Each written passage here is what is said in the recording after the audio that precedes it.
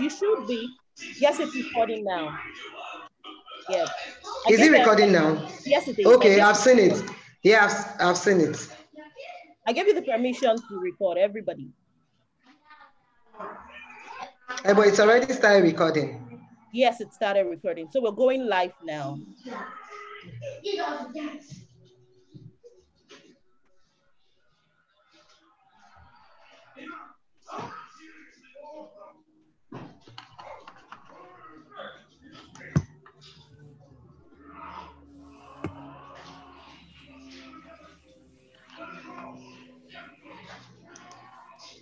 Can we all mute ourselves, please? You can mute all. I know, but I usually like people to do that. So it doesn't look rude, you know? Yes.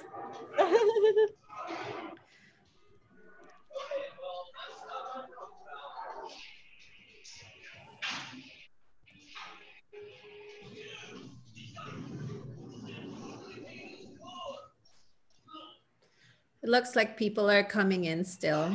Yeah. Day 2.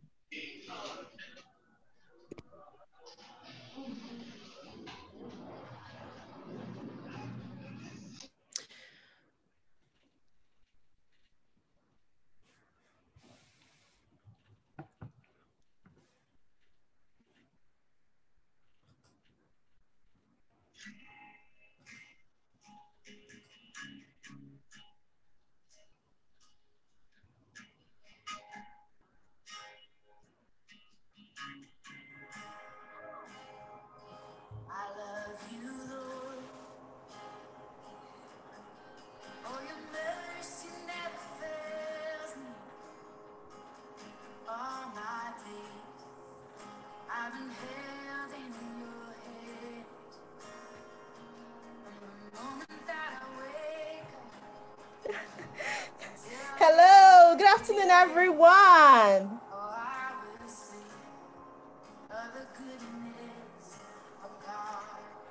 Hi, everyone. Good afternoon. Good evening. Hi, everyone. Good evening. Hello. Hi, Gwen. Hi, it's evening here. Thank you, Maisie, for coming in early. Thank you, Ms. Damilola, for coming in early. Thank you, Esther Michael, for coming in early.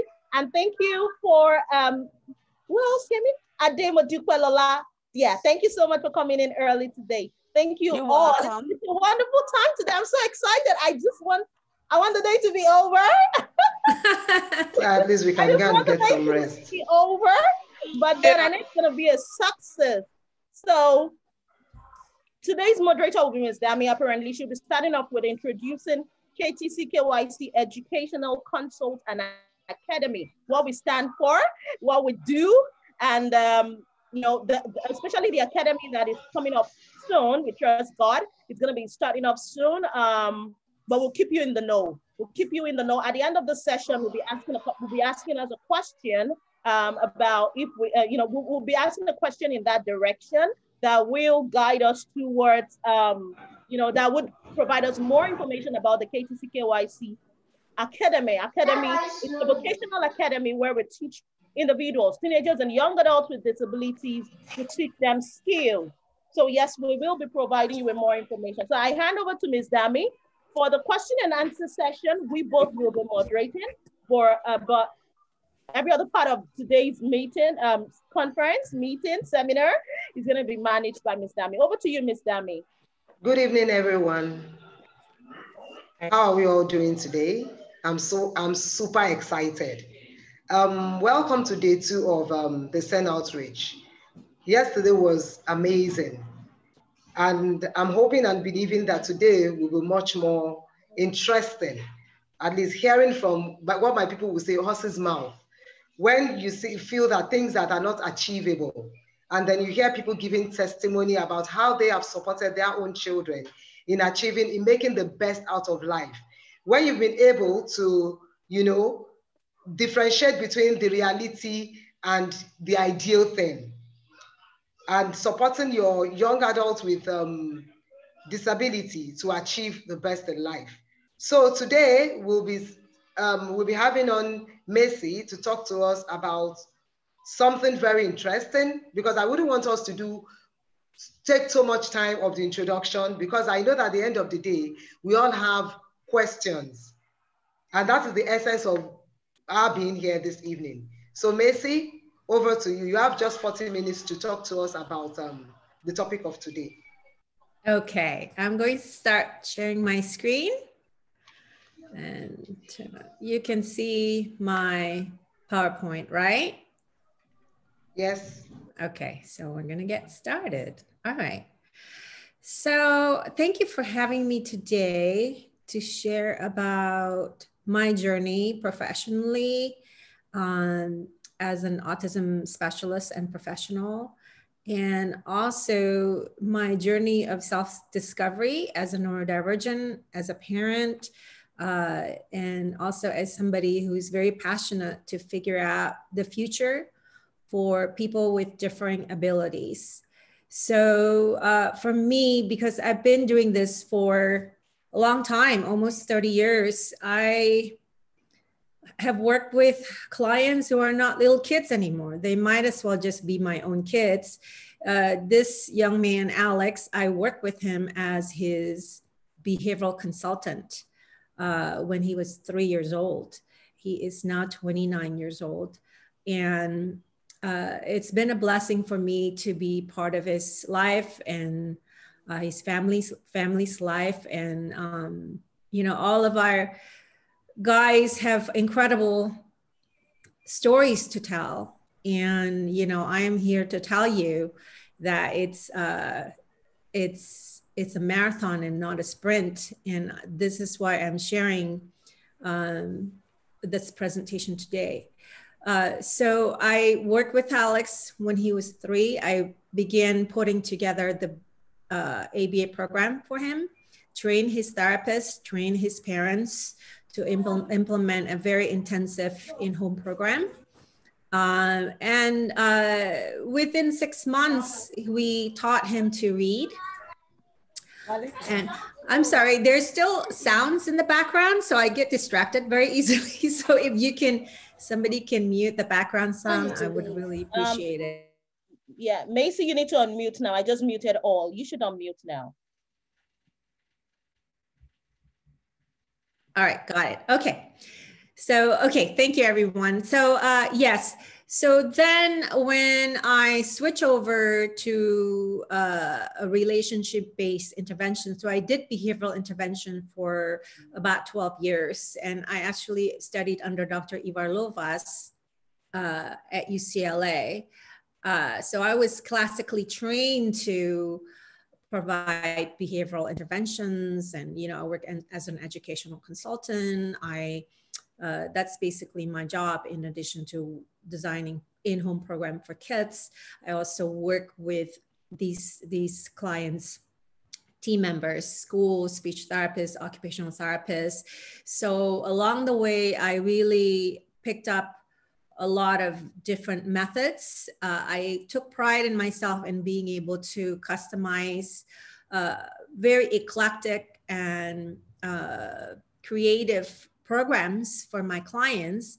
And yet, even though they were able to participate in school with minimal or no support, however, when it comes to the motivation and the drive to really be part of the family member, being able to share their stories, and just, you know, all this stuff that we're saying, that being able to be a mindful person, that was the part that I couldn't figure out doing it through, you know, behavioral programs. So I looked into a relationship-based programs, and I became certified in relationship development intervention. And it's very different than ABA, because this is very much a family-based, relationship-based, person-centered approach. And for about 20 years, I only work with parents. Now, moving on with the journey, because, you know, my clients are not little anymore. This is Alex. And also this is Mateo. Mateo is a teenager who has written 5 books, and he did it all using his letterboard. So that's how he communicates. He doesn't communicate verbally. He shares his stories using his letterboard. RPM is rapid prompting method is the method that they use.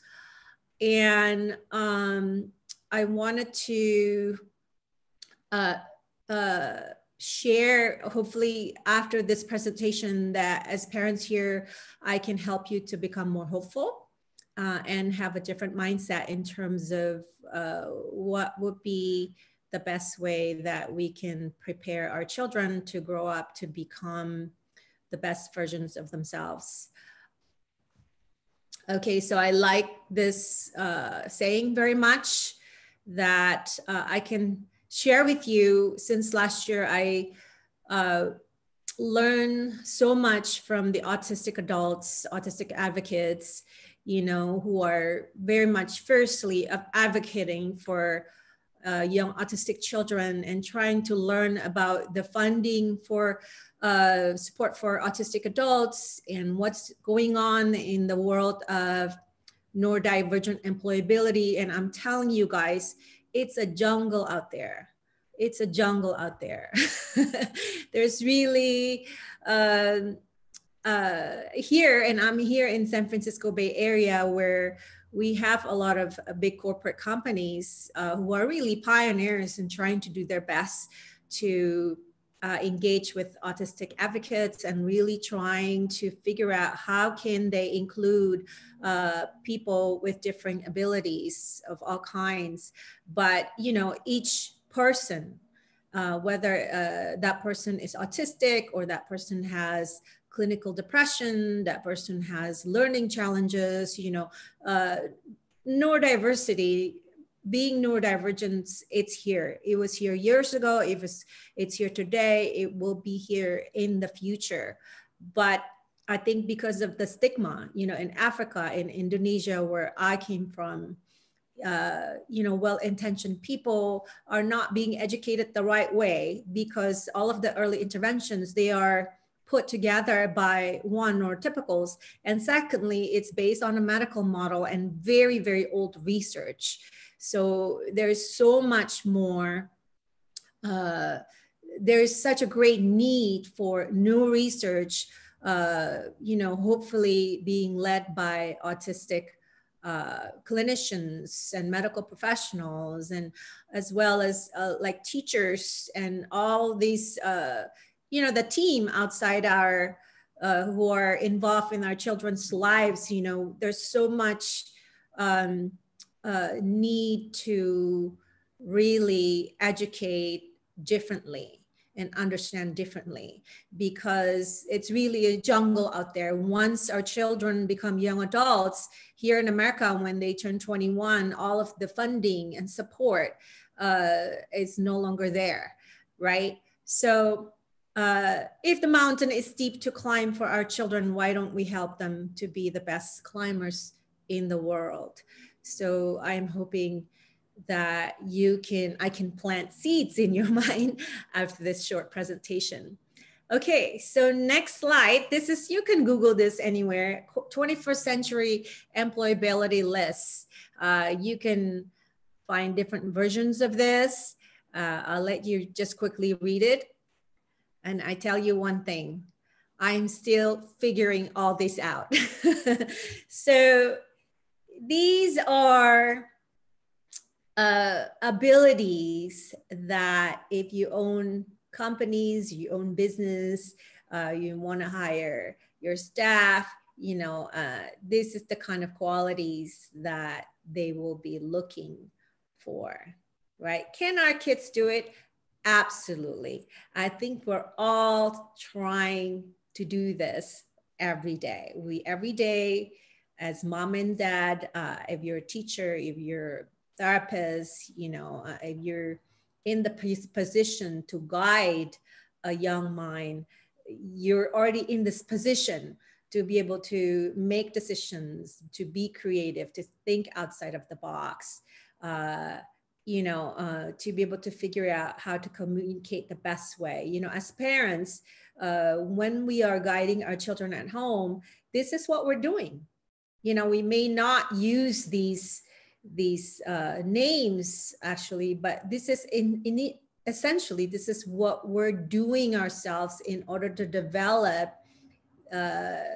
these abilities in our kids, all of our kids, whether it's, you have one neurotypical and one neurodivergent child, it doesn't really matter. But I think this is not just for business owners, but this is also for parents to really develop as we raise our children. Okay, so let's think about quality of life. Typically, you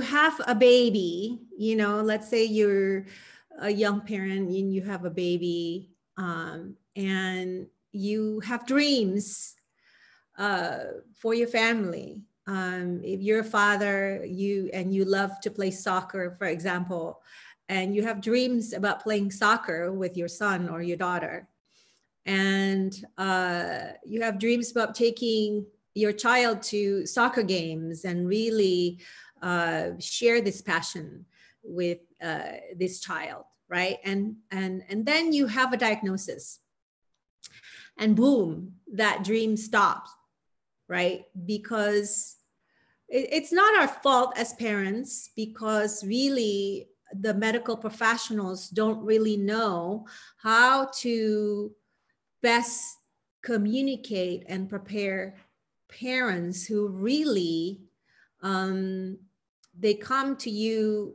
thinking there's something wrong with my child, something is not right.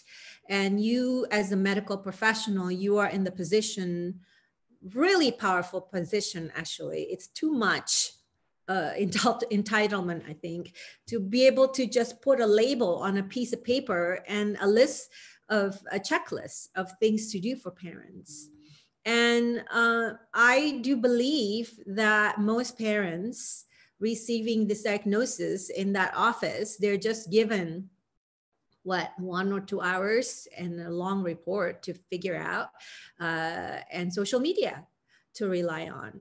But what parents were not being told is that, yes, your child have neuro differences, your child might need some support, but your child also wants the same things as any other child. Your child wants to grow up with unconditional love from you guys as parents. That's number one, right? Your child wants to have a sense of belonging.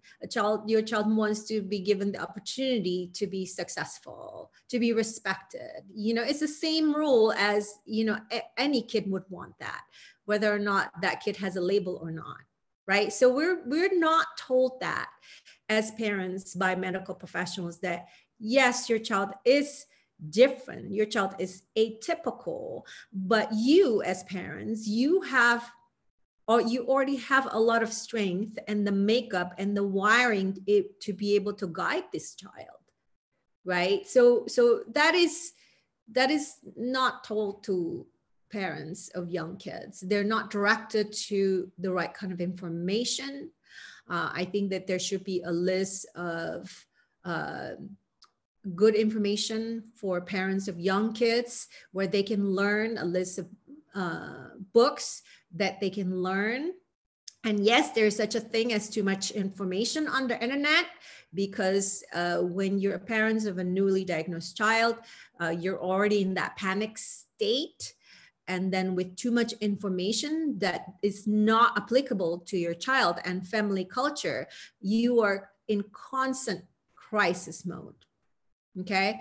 So when it comes to quality of life, I like to talk about this. When we think about what is a meaningful life to our autistic family member, we have to think about, the neuro differences when it comes to sensory perceptions and the expressions of them. And we also have to think about the social differences and the thinking pathway differences, right? And what is meaningful to us as parents, it's not necessarily meaningful to our family member, at any age, right? So in the example of this father who really loves soccer, maybe he's a soccer player, does that mean that you stop dreaming about getting your child involved in soccer? No, absolutely not. It just means that you have to figure out a way to share your dream with your child in the way that it's meaningful for both of you. Okay, so when we think about meaningful life, it also means that it works for your family culture, for everyone in your family, because our child doesn't live alone, you don't live alone. There's always that family dynamic involved, right? And each family has to drive the career goals. This is very, very important.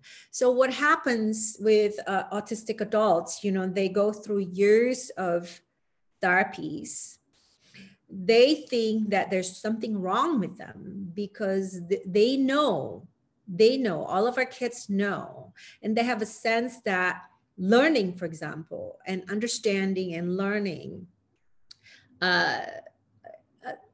these abilities don't come to them easily, right? So this is why parenting our neurodivergent children the same way that we were parented, our templates from how we were raised, what was familiar to us, growing up, it's not going to work for our kids, for our neurodivergent kids, or maybe neurotypical kids, because it's a different time.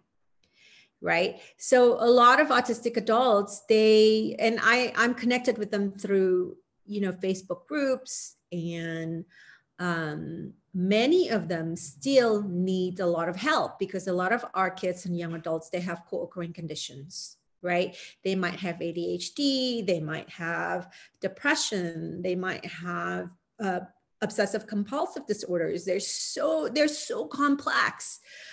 In addition to the autism differences, conditions, there are other things involved. I have those other co-occurring conditions, right? So I think even though autistic adults still need a lot of support, they're just stuck because they don't want to ask for help from parents, because they feel like all these years, they were not able to grow with the types of therapies and support or things that were being told to them. The autistic adults feel that it's not helpful for them.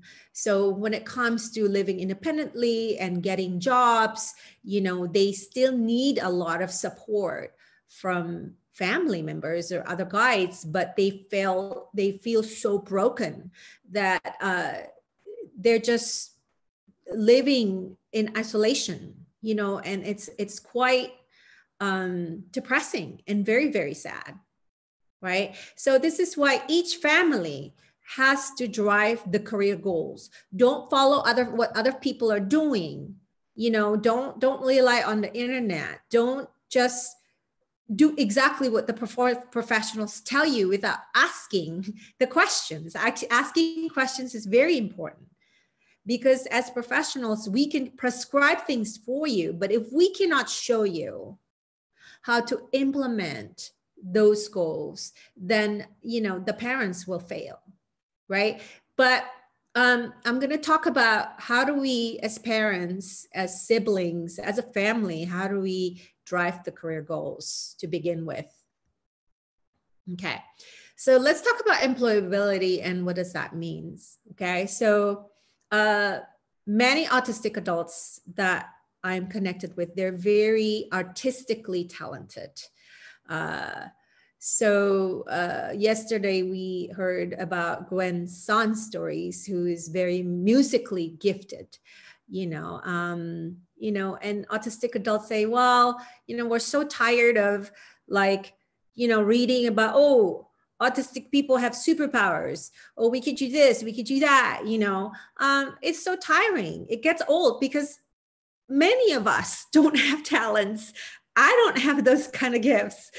I wish I could sing, but I can't, and all we have is our voice, like our ability to stand up. And, you know, autistic people do that very well because they know what they're talking about, right? And they are in the position, if given the right opportunities, to be able to guide the young generations and maybe make a career out of it, right? So employability means different ways. And from the person's point of view, this is what I want you to think about. Today is about taking your sons or daughters' perspective, right?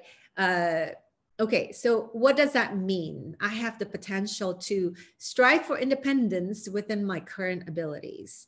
Now, current abilities, yesterday I mentioned about throw normal out the window. And remember that progress does not have an expiration date, parents. Progress is forever as long as you're a willing learner. So keep that in mind. So when I say current abilities, it could be, you know, the ability to read instructions. It could be the ability to remember to put your shoes on, like before you go out. It could be the ability of remembering to flush the toilets, which we're still working on that, believe it or not. You know, and it could be anything that's important for your families. We are still working on like knocking before entering the room. You know, people think, why do you work on that? Because that's important for me. You know, I have 2 teenagers.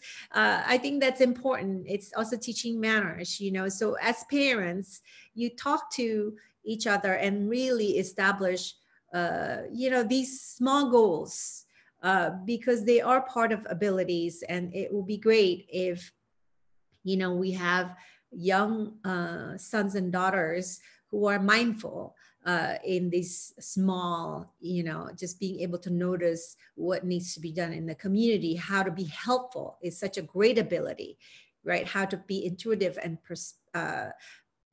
being perceptive, for example, right? So striving, I have the potential to strive for independence within my current abilities. And what better environment to figure out what are those small goals that our kids can work on. But just as parents, we help set the goals, we initiate it, okay? I have the potential to meet expectations, given the opportunities to learn new skills in a variety of settings. As parents, if we do not expect, if we don't start somewhere, then that means we're not finding the opportunities. We're always like relying on our blind spots, that every day is the same, you know, and it could be driven by like school achievements, or you're worried about school. I'm worried about school too. I'm one of those. I'm not a tiger mom, but I think it's also in my genes to really, I get anxious when something is not being done. So I understand, right? So, but can your child learn to say please and thank you? Absolutely. They may not be able to say it, but they can use gestures. So these are like, I'm really thinking that parents can set these expectations in the way that is meaningful for you as a family, right? And every family is a little bit different.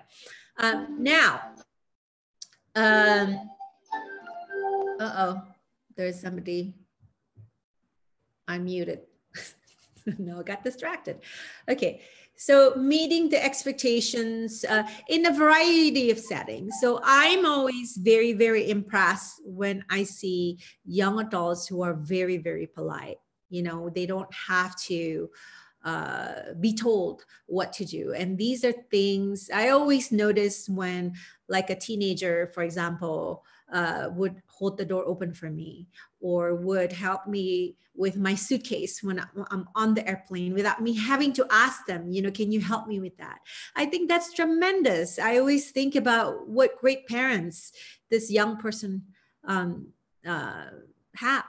right? So this is why this is not directly related to employability, but these kind of personalities and qualities that we can hopefully show our kids, help them to stand out when they do have to apply for a job.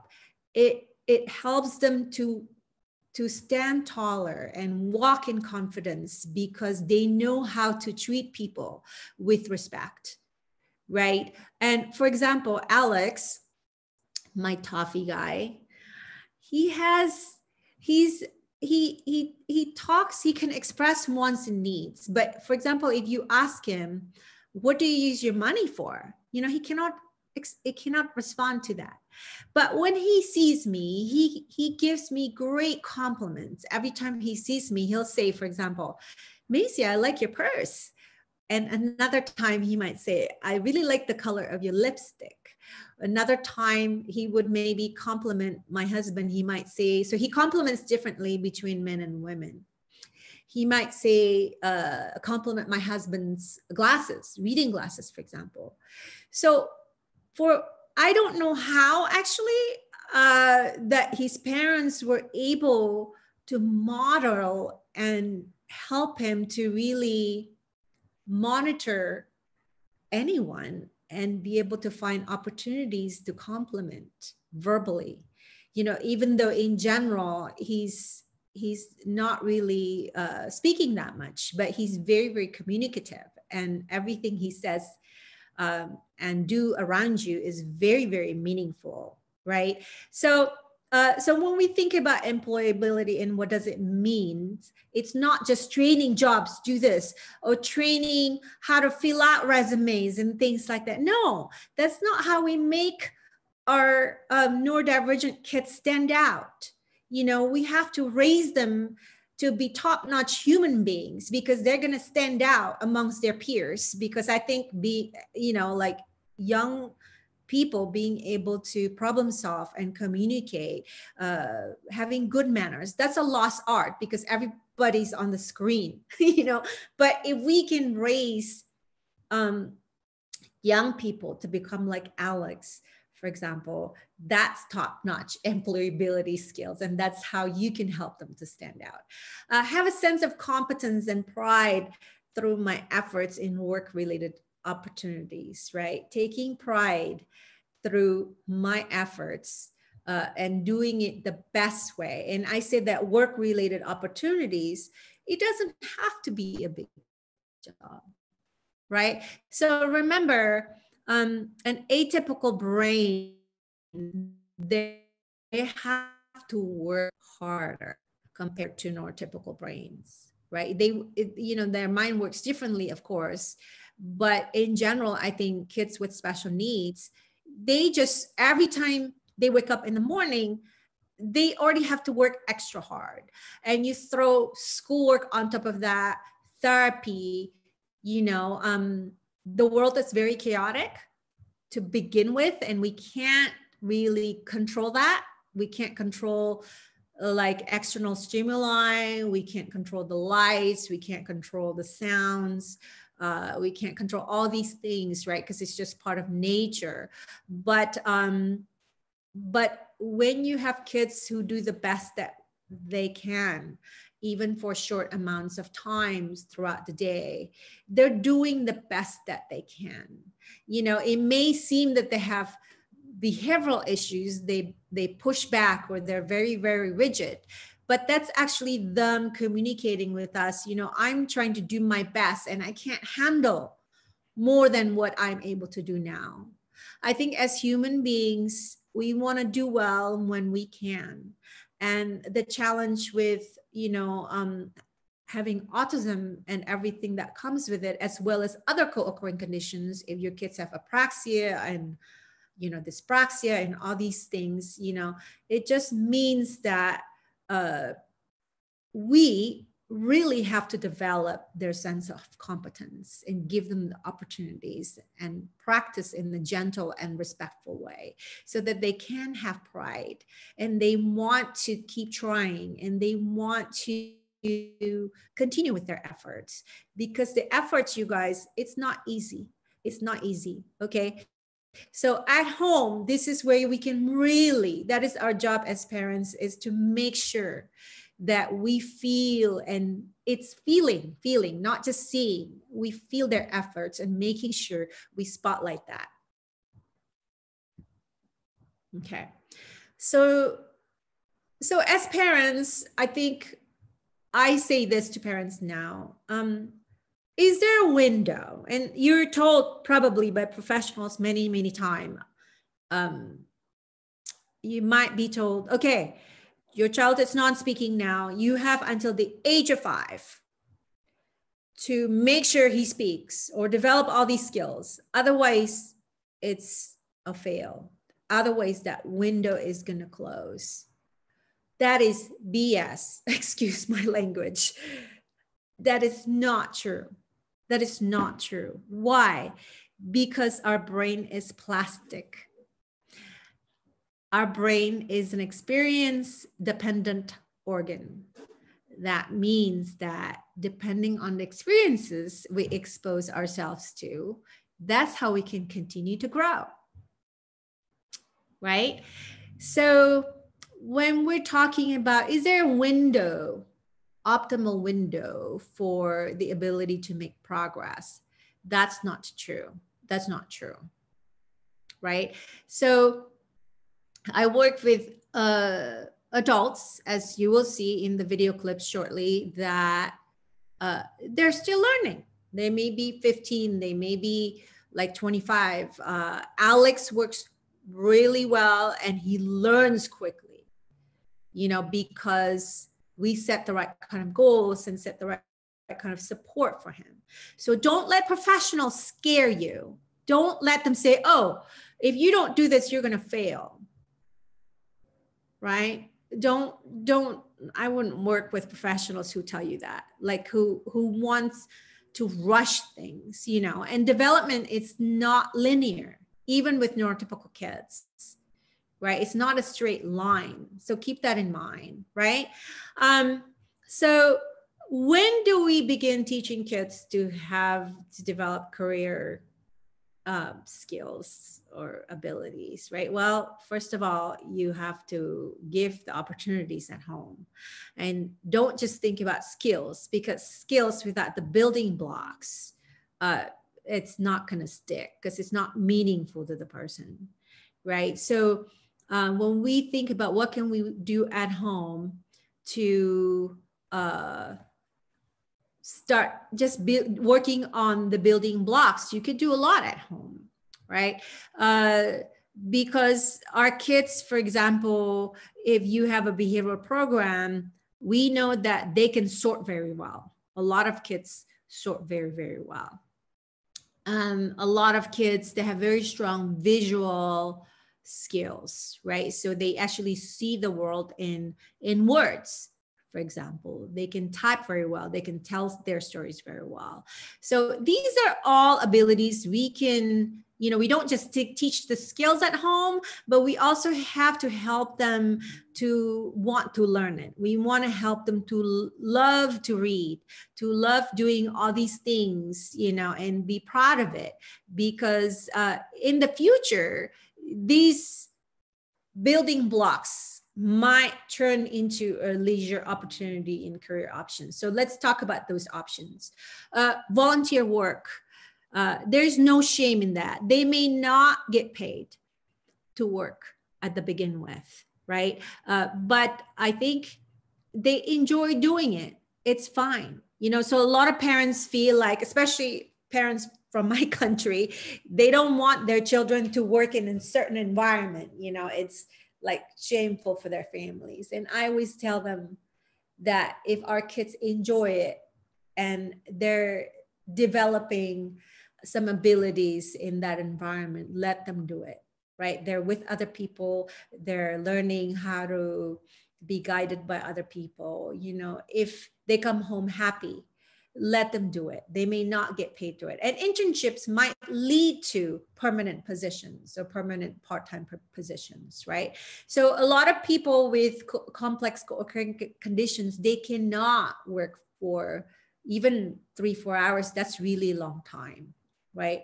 And it's hard. It's hard. So I know a lot of autistic adults, they have degrees, and some have multiple degrees, but they end up, you know, working at the grocery store, bagging, doing the grocery bagging. There's nothing wrong with that, but it's already very hard for them, because to work outside in the community, a lot of jobs require their brain to work even harder. That's why it's okay to find different types of work opportunities or internships to fill up the week. So think about it like that. So you can think about that now, even though your child is like 7, you know, you could think about it. Yeah, you can visualize it. I recommend maybe you write it down with your partner, because you're gonna, you know, every year is gonna be a little bit different, and you can revise this future journal for your family and for your kids, right? So don't get stuck on the traditional definition of career. We have to think outside of the box, right? Libraries would be good. Volunteer at the senior center, that you're going to see Alex do that, or, you know, volunteer work is fine. Self-employment or home-based business is actually great, because you can help them build a sensory-friendly work environment. I know very successful businesses. It's just doing it at home in your garage, and, you know, and sometimes you can connect with different organization, and each organization would make up one product and you can sell it together, for example. So an example would be, there's a group in my area, and the young adults, they make fragrance-free lotion and soap, and they sell those to hospitals. And there are a lot of hospitals all over the Bay Area, you know, but those are the products that they do. They specialize in those products, right? Can you, for fun, make soap or candle or whatever with your kids at home? Absolutely. Do it now. Explore it. Develop hobbies, okay?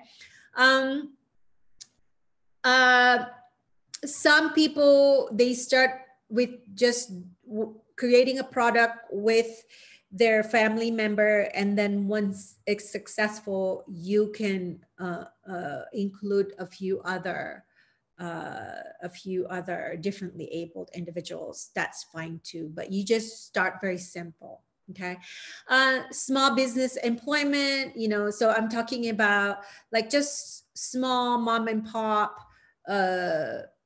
you know, stores in your neighborhood, like your dry cleaners, or your cafes, or your flower shop down the road, you know, those small size businesses. It's actually perfect for our kids, because it's slower pace, and the types of job assignments might be easier to learn, because it's not like so many different components of the job, you know. So, but how do we convince these small businesses in our community to offer opportunities or internships? So that's the $1 million question. The answer to that is for parents to take their kids out, you know. So a lot of parents in Asia, you know, it's easier to leave them at home, right? And it's just because they cry, they make noise. It's very uncomfortable for them to go out. But if we do that, then our child will never be part of the community, and business owners in our community will not see them, right? We as parents also have to build a relationship with our community, so that in the future, we know them well enough to be able to say, hey, my son really enjoys doing this. He likes to draw, for example, and he loves to draw food, you know, and you maybe ask the restaurant owner, would you let my son, you know, draw the foods that you have? And, you know, you can make his art creation, like show them at your restaurant. That's just an example. I just made that up just now, but I could see that, right? So this is building a relationship with our community should start now. right? And then of course, lastly is the corporate companies. It's bigger companies, maybe they have more people, more mentors to be able to guide, you know, neurodivergent employees, you know, and of course it depends on what your child or your family member likes to do. If, you know, the person likes to have technical skills, like all these engineer skills, or like gaming, you know, you can just come here because there's a lot of like companies, like they're hiring here. You know, so everybody's a little bit different. All right. So the beginning process, I think starts with us parents. I say this to parents of little kids all the time. You know, you have to detach yourself from that medical version of the diagnosis, because as an autistic adult, I will tell you that it's not correct. It's not correct. Well, the DSM-5 completely excludes the sensory differences. And that should be number one on the list, for example, right? So I want to really help you guys to think about how can we, first of all, fall in love with our child's differences, you know, and that is when we do that, it will change everything, I think.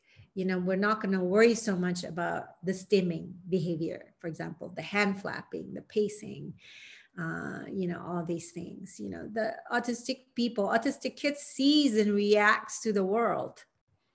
That's just their natural ways of connecting with what they see and hear and smell. You know, everything comes together in such a pure way for them. They feel the energy from all these things that, you know, a neurotypical brain would not be able to even pick that up, right? There is a freedom and beauty in being able to do that freely, you know, and I think, well, sometimes I feel jealous to like just be able to be free like that. So that is the gift for them, to be able to self-regulate, doing certain kinds of actions. And, you know, the self-stim behaviors, I'm sure parents will ask later, like, is that something embarrassing in public? You know, it's embarrassing if you as parents feel embarrassed, but it's also an opportunity for our community to learn about what autism is all about. So people self-stim because they need to self-regulate. It's an expression of how they feel as part of their communication. It's how they decompress after a tough day. It's just the way they react to the world, to make sense of things. That's the function of self-stim, right? So if you take that away because you think that's not an appropriate behavior. Hi, Maisie. Hi. Yes. Time almost up. Oh my God, really? Okay. I've just sent you a message. I cannot see you. I've sent a message. Okay. Oh, I can't see it because I'm just looking at, okay. All right, so let's finish this.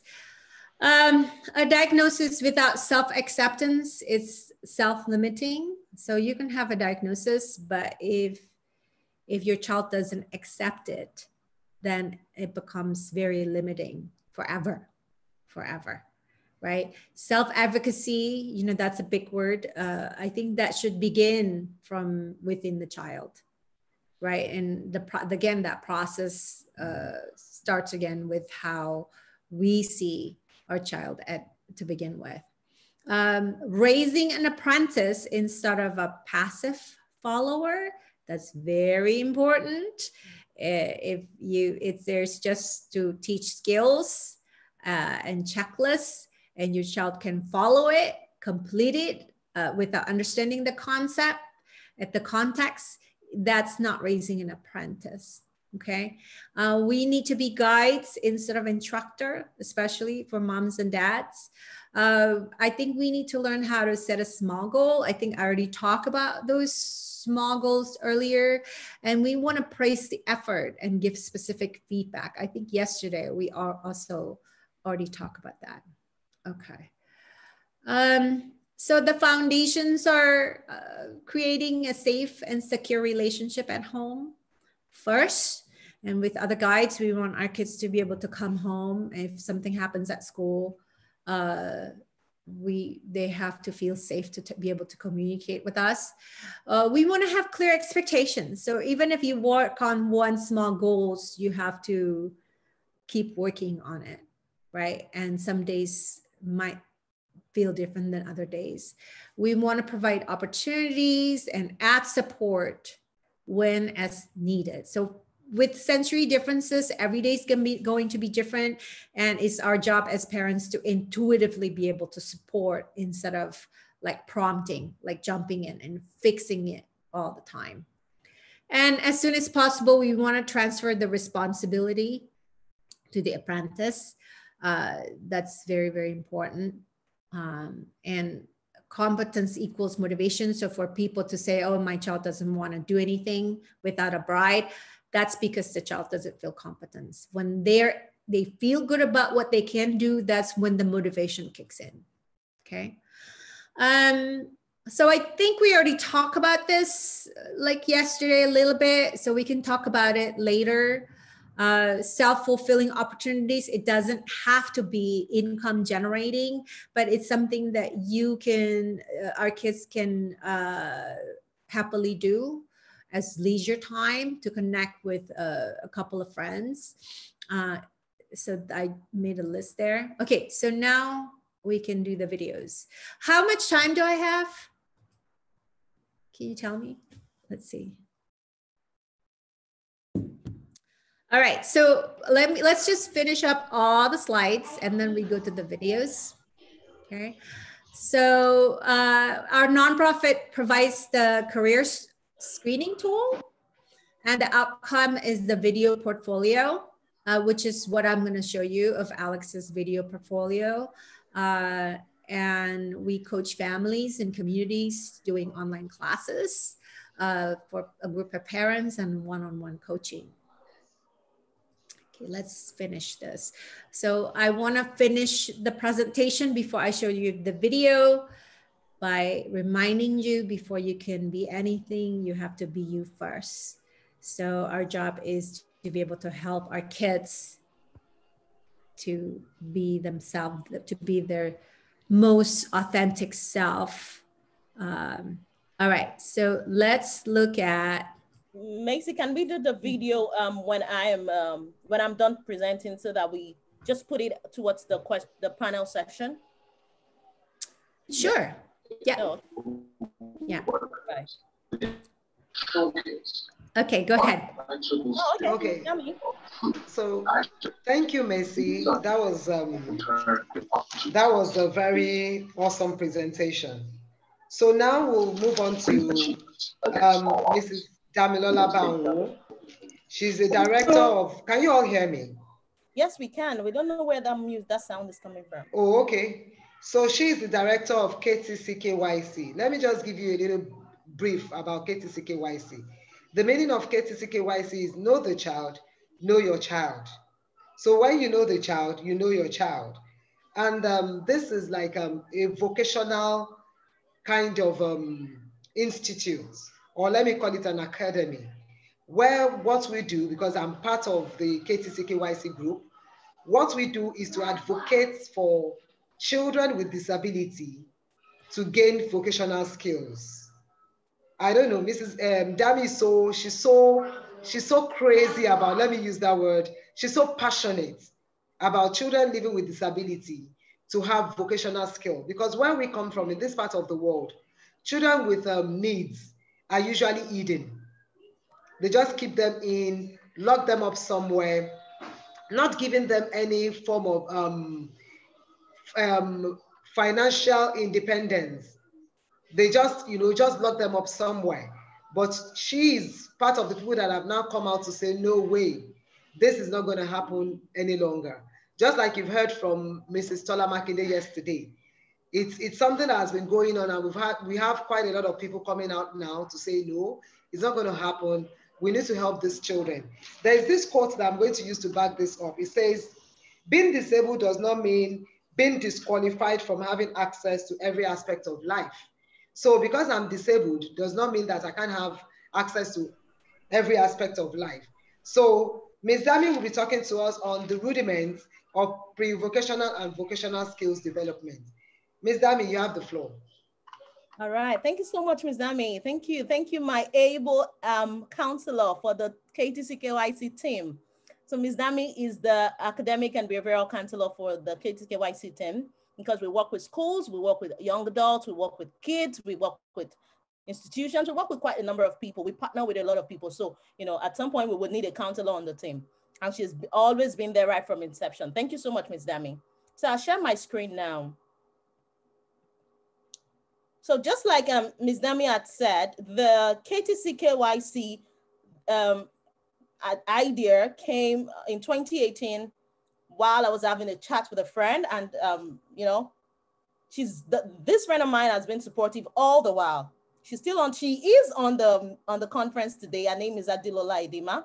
She's such a wonderful woman that I am very proud to have met at some point in my life. We've had a wonderful relationship, and up till now, that she is always my go-to person, and I am also a go-to person. When either of us is stuck somewhere, it's so easy to call up each other, and then, you know, we talk things through, and then we make solutions, you know, happen. So thank you, Adilola. I remember that discussion I was having with Adilola, and then she asked me, she said, Dami, what do you want to do with KTC KYC? No, she said, Dami, what do you want to do? I know that you have a lot to talk about. You have some things you'd like to have. You have some value you want to do. What exactly do you want to do? I said, if I'm going to have anything, if I'm going to do anything, I want to speak out for young adult teenagers who are just left at home to do nothing.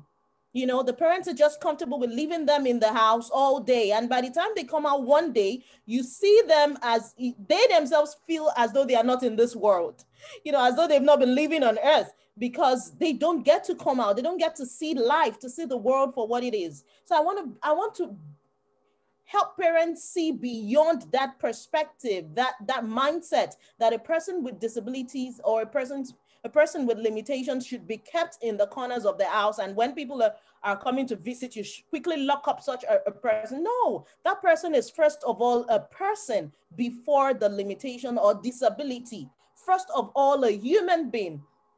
You know, first of all, a human being. So yes, we'll be moving on from here, and I will be talking about the rudiment of pre-vocational and vocational. Maisie has actually said a lot today. She said a lot of some of the things I plan to talk about, but then it's fine. We'll be moving on from there. So KTC KYC, know the child, know your child. Thank you. And then another branch of KTC KYC is the KTC KYC Academy. We used to be just an organization where we consult, we provide consultations and the likes, but now we have an academy that trains young adults with disabilities to learn a skill, learn a vocation, and help them along the way. Not just putting them somewhere to do something, no. We're supporting them, we're coaching them, we are helping them learn life skills, helping them learn, you know, all they would need to learn, improving their social skills, their communication skills as much as they can within their disabilities. So let's start with this. There is this quote that I so love. There is this quote that I so love. It says that you're not disabled by the disabilities you have. The disabilities you have, you are able by the ability that you have. Another quote says, disability is the inability to see ability. For me, these two quotes shaping who I am and what I do when it comes to my career as supporting people with disabilities. I see them as people with ability. However, there could be a disability, there could be a limitation, but they are individuals who can do something, regardless of how minute it may appear. All right, so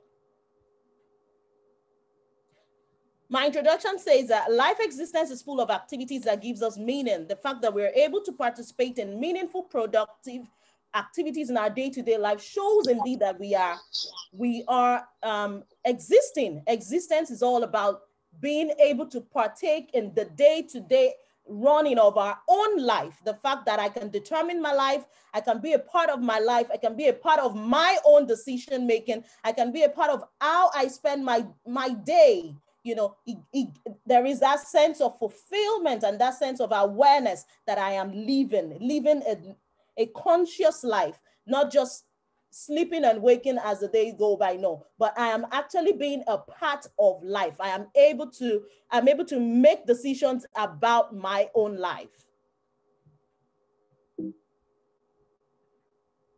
So there, I actually do think it's the same. I feel that there is no existence if we do not have a right or ability to participate in our day-to-day life. There is no existence if we cannot determine how far we want to go or what we want to do or how we can participate in our existence or in our living. So pre-vocational skills and what are these two factors? So this will be our focus, and then the vocational skills evaluation and development. I'm going to try to run through the slides because time is no longer, time is now far spent and against us, but I will try to run through as quickly as possible. And at the same time, I highlight salient points that we should be taking home today. All right, so pre-vocational skills are actually prerequisite skills that require an individual, and it aids the learning and mastery of a vocation of choice. In other words, they are residual skills and abilities that are needed in order to function effectively at a vocation of choice. Meaning, now, what does this mean? It means that pre-vocational skills are not something you just learn. Oh, I want to learn pre-vocational. No, these are innate skills that you begin to develop as you live, as you exist, as you evolve, as you grow up, as you mature. These are things that are embedded in our day-to-day activities of living, whether as kids, all the way from being children, all the way to we become adults. Things we do as simple as using our hands, being able to pick things, handle objects, look around, talk, communicate with people, brush our teeth, brush our hair, comb our hair, tie up our shoelaces, whatever thing it is that makes us, be able to live life and be a part of life. Are pre-vocational skills. They're not the word skills. That doesn't mean that they are something that you have to set time for to do. However, because we are talking about people with disabilities, at some point, we have to teach some of these skills, especially for parents. We have to be deliberate about teaching these skills, to kids or individuals who have a disability, who cannot pick up the skills, on their own as they grow because of their presentation or disability, so they are taught these pre-vocational skills, and then, we move on from there. All right, so it refers to the preparatory phase where a person develops skills, knowledge, aptitude required for a level of skill expectation. Pre-vocational skills are also referred to as precursor to vocation.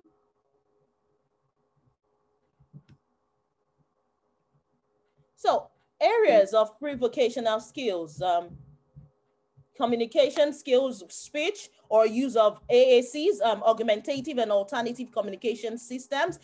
This means that being able to verbally communicate is not the only way to communicate. There are other ways to communicate. Because someone doesn't use words or someone doesn't speak, doesn't mean he cannot communicate. Such a person can communicate. However, he must have been aided, supported, and allowed some accommodations, which part of the accommodations is being able to, build on, the use of augmentative and alternative communication systems, which involve remembering when Maisie was speaking, she talked to us, she showed us a picture of a young guy, I think a teenager who had written books, However, the young man is not verbal, he's not speaking, he's without speech. However, he has been able to write books using letterboards. He's been able to communicate to the world through his books, and these books, it didn't speak to get these books written. He used letterboards. He built on a strength or another aspect of communication, such that he is impacting lives and reaching people through his books. Interpersonal relationships, collaboration, empathy, these are things we learn in our day-to-day lives. The fact that as even right from the home front, parents incorporating children in day-to-day runnings of the home, chores in the house, picking up responsibilities at home. These are actually skills that prepare an individual for adulthood, basically for adulthood, for independent living. So that's why I said that pre-vocational skills are not skills that are out of the, they are not skills out of the blues or other. These are things that we must have been doing, but we will give them a name and some classifications just for us to be able to reach you and let you see that these truly are things that you as parents can do or have been doing so far. Gross motor function. For gross motor function, pardon me. So for gross motor, we have the motor function, we have the gross motor function, the fine motor function, the range of motion. Now, all of these are embedded in our use of our joints, body parts in our day-to-day activities. So you have a child with disabilities at home with whatever disability, but you're helping this child is going for therapy, you're helping this child use his joints, use his hands, use his body, use his fingers, use his hand. Even if this child may not be able to use all of his joints, but at some point you're helping this child to impact his environment, to be able to relate with his or her environment through movement and body positioning and postures. Work behavior. For work behavior, we have punctuality, we have commitment and sincerity, we have taking initiative and responsibilities, we have memory and retention, we have coping mechanisms, which involves criticism and stress.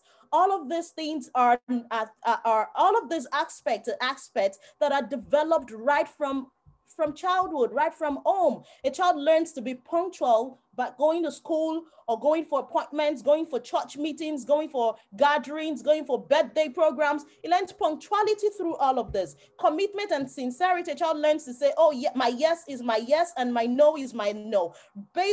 Because as parents, we model these skills, we model it and we let them learn the skills as they grow. It doesn't have to become something they will do in the future or something we will set out time for and we start paying a professional to start teaching them all of this. These are things that as parents, as professionals, while working with children at this point, whether they are children or young adults, we are helping them build all of these things in day-to-day activities, in their day-to-day living, taking initiative and responsibilities, through taking up activities. Maybe, oh, who is going to do, for example, we say, oh, who is going to help me do the dishes today? And then one say, oh, I will be doing or there is a set of activities that should be done in the house or responsibilities. And then you allow, your individuals to choose what they want to do and how they want to participate. They take the initiative to decide, oh, okay, I think this should be done. Oh, I think this floor is dirty, it needs to be swept. Oh, I think the chair is dirty, it needs to be dusted. So these are taking initiatives and responsibilities, being responsible, being intuitive. These are the things that we groom as they grow, as they develop. Memory, okay. Memory and retention, coping mechanisms, criticism and stress. Now, just like Maisie has said, bringing it back to when she talked about steaming and flopping, eye contact. We spoke about eye contact yesterday, so it doesn't have to be something they cannot cope with or something they cannot do. Within the confines of their disabilities or limitations, we are helping them manage how they cope with criticism and stress. We know that, oh, this is a stressor for my child, or my child has come to know that this stresses me out, so he learns to manage it. I remember yesterday, Maisie was saying that I get distracted when there is noise and I'm presenting it. It distracts me big time. And at some point, 2-3 times, she had to stop because there was noise in the background. At some point, she's learned to manage stress. She's learned to manage our indicators to stress, and also these are work behaviors that we work on as the individual matures, as it grows up. They are not things that we have to wait for a particular time. It starts right from the home front. Personal skills. For personal skills, we have confidence, we have self-esteem, we have habits, we have interests. Now, personal skills means that, skills that are inherent to personality, to growth, to individuality, to uniqueness of that person. Learning to be confident, learning to speak up, to be a self-advocate, to be a voice for oneself, regardless of limitation, learning to say yes, learning to say no, learning to hold shoulders high. These are things that cannot be done when we keep them covered up in the house. These are things they build when they are in part of the society, when they are seen, first of all, as individuals that they are, and then as parents, as guardians, as professionals, we support them to build and to be well established in these skills, such that when vocational advices come to them or options are presented to them, they are already on the right footing towards being independent individuals. Just like Maisie had said, she said that do not let any professional say, oh, if you don't do this, you can. No. We support them. We give guidance. However, we let their own interest prevail. We are not giving them what to do or telling them what to do. We are helping them build what to do. We are helping them build a personality. We are helping them form habits, even whilst they are growing, whilst they are in our care as children, as individuals, as young adults. We are helping them along the way, building all of these areas, even in the way we relate with them as individuals.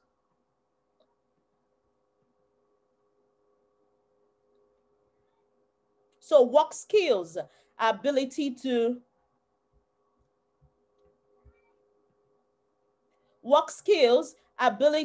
follow instructions, ability to learn new skills, neatness, frustration tolerance, safety awareness. All of these pre-vocational skills are skills that are developed right from the home front, right from growing up, not set us out for a particular time. However, if these skills are not there, then you may be reaching out to professionals who will be directing you on how to incorporate this skills acquisition in their day-to-day life, in their day-to-day development, and at the same time, maybe some professional help and assistance in this regard. So vocational skills evaluation and development. Work is a duty, a task, or an undertaking. Vocation refers to a category of activities that are work-related, including education, training, paid or unpaid employment. All right, so now, when we talk about vocational skills, we're talking about skills that help towards employability. We're talking about skills that help towards functional independence. We're talking about skills that help, in the context of this presentation, talking about skills that help towards financial sustainability, or better still, talking about skills that help towards being a value-added person. Now, evaluation for a vocation usually is person-centered. And if we all remember from yesterday, one thing that we all have been clamoring on and have been repeating over and over, is the fact that interest plays a major role in vocation, choosing a vocation or a skill acquisition for persons with disabilities. And you may tell me, oh, but I know better because I'm the parent. Of course, you know better because you are a parent, but then this is about an individual's life. not about you as a parent, not about you as a guardian, but about this person, first of all, who will be living a fulfilled, a meaningful life. So it is all about finding out what are the strengths, the limitations, the ability of this person, and then building on this, we move forward. And I stated yesterday when I saw the video of when I saw a video Maisie sent to me a while ago, I think about 2-3 weeks ago, of the toffee guy who makes toffee. The founder that he just loves to do that, and it became a skill. It became a means of sustenance for the young man. I've seen quite a number of people with disabilities who are working in organizations, who are working as entrepreneurs. There was a time I saw a documentary about a young man with autism whose parents set up a restaurant for him because he loves to cook. So, and then he was managing it well with the support of his firm, but that was something he was interested in. That was I believe that was why they had to look in that direction for him. Another typical example is with Zane. I saw the video of Zane on my archive, so I will be sharing the video on our Facebook group and maybe on my Facebook wall too. Of course, with the permission from his mom. I saw the video I took while he was playing the guitar. Zane taught himself the guitar and is a guru at it now. I saw it's about 11 minutes video. I will be sharing that later on our social media platforms. So yes, it's interest, strengths, and abilities are something we just cannot overlook. We cannot ignore when we talk about vocational development and vocational enablement, empowerment for persons with needs. So areas in vocational skills development, we see work readiness, we see socialization, communication skill mastery, and expertise. We see workplace safety. Currently, I work with young adults. I work with young adults 16 to 24, 18 and above to age 60. I think I've to age 40 to 60 now currently. And we basically all the activities we do with them, or what we do with them at the moment, is to help them get a job. We have at my current organization here in the US, I work with an organization here in the US, and what we do is we teach them vocational skills. We have a variety, and we ask them to choose which one they want, or we give them, we ask for their areas of interest, set vocational goals for them. What do you want to do? This and this and these are what we do. This and this and these are what we can offer. What do you want to do? How do you want to what do you want to do? Do you think this is something you can do? Are you interested in these kind of things? And we have quite a number of them who say, oh, I am interested in computers. Oh, okay. So we have a program currently that runs for persons who are interested in computers and who are technology savvy, So what are we trying to do? We're trying to empower them so that when they are done and are certified to do this job, they are able to gain employment, or better still, be entrepreneurs. So what, in essence, what am I saying? Work readiness is actually an aspect of vocational skills development whereby we prepare them for that employability phase itself. We prepare them for that independent living themselves. Now, that means that they must have acquired some or most of all the pre-vocational skills that prepares them for vocational skills development. Imagine if this person cannot communicate at all, cannot relate with people at all, always wants to be in isolation. He doesn't want to relate with the outside world at all. I have not seen such a person with disabilities though. I've seen people who have been at that phase and have moved past that phase, but then pre-vocational skills are actually precursors to vocational skills development. And in work readiness, we further improve their socialization skills through group activities, group play, and group work, group task. Communication skills, we improve it by allowing them relate with themselves, relate with other people, relate with families, relate with friends, be able to speak up what they want, what they do not want, what they are happy with, what they're not comfortable with. And then at the same time, whilst doing all of this, we help them understand the job market. We help them see what they are able to, what awaits them as individuals who are skilled or who are entrepreneurs. So skill mastery and expertise is a big thing in vocational skills development. You cannot say you want to be an entrepreneur and that particular skill you say you like or you say you're interested in, you're not ready to become a master at it or be ready to give it your best and be the best in it as much as you can. It's something that when you meet people and you tell them, oh, I make toffees, they see you actually making toffees. Oh, I bake, I'm a baker, they see you actually baking. Oh, I'm a graphics designer, they see you actually creating graphics designs, so work readiness is in that regard, where we develop all of those skills. Then workplace safety. Workplace safety means that we are able to, as professionals, while supporting aspirants, while getting them ready for the outside world where they begin to employ other people, they begin to work, they begin to volunteer, they begin to serve, they begin to add value. We watch out for safety for them. And at the same time, we also educate them and support them to be better advocates for themselves, to the point that they are able to identify imminent safety hazards or dangers and ring an alarm in that, to stay safe and to not be in danger. So we teach them all of these things. We encourage them to do all of these things. So our likely thoughts, you may say, is there a timeline to start pre-vocational skills development? No, there is no timeline to it. It's something you develop right from the home front. As a parent, as a guardian, these are skills that we develop right from the home front.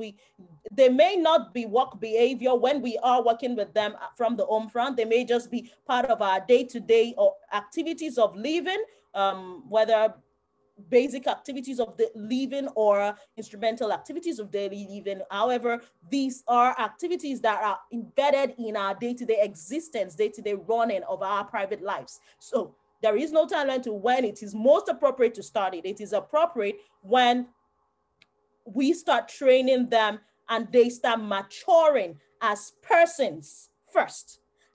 As persons first. The way you would raise another sibling without a disability is the way you should raise the person with a disability, because he is first an individual.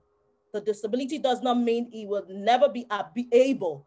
There is always an ability in that disability. We just need to look carefully and see how well this person can live a meaningful life. Will my younger adults with special needs be ever independent? The term independence is relative. Yes, within the threshold of disability, he can be independent. Can I be advised on way forward? Yes, you can. That's all of what I've talked about are things we do at KTC KYC Academy, where we train, in vocational skills acquisition towards being an independent, sustainable, and functional adult with disabilities. Thank you. I think I did a good job trying to finish on time. Thank you, Ms. Dami. Much. Oh, okay, yes. Thank you very much. You've done a wonderful job. Sincerely speaking, this is enriching. Though I'm a counselor and part of my counseling aspect has to do with vocational training, but not in terms of disability. And joining KTC KYC had actually given me the leverage to, I've been able to understand much more. And for us to understand that there is much more we can do for these people rather than having them on the streets begging for money. We can't make them independent individuals if we all can join us together and support this set of people. Okay, so let's move on quickly.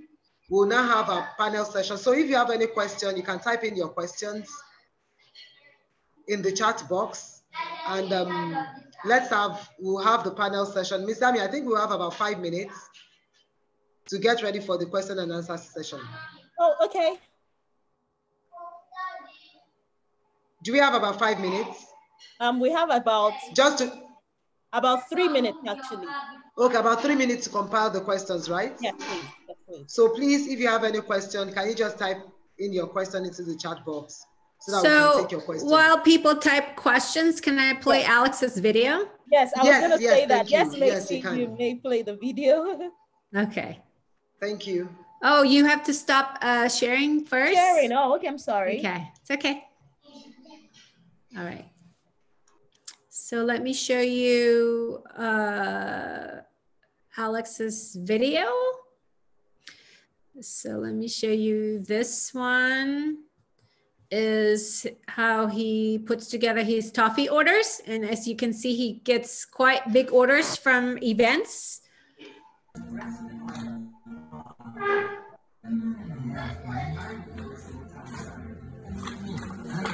So he's very precise.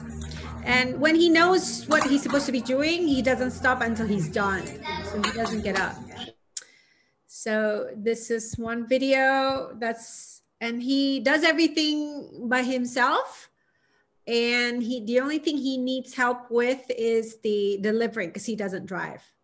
But he does everything pretty much independently. So this is the part of the career assessment tool that we did. So that's him. So he does a lot of like fair, like arts and crafts fair or special needs fair. And they usually set up a booth.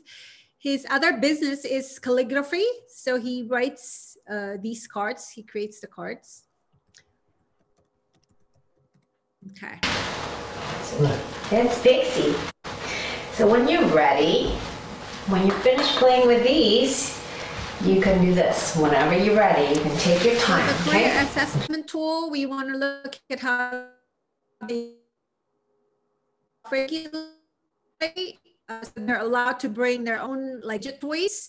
So that's the Slinky is his fidget toys. And the second phase, we're looking at all of the executive functioning skills, how they learn by doing, how they put a task together, how they're able to read instructions and so on. Okay.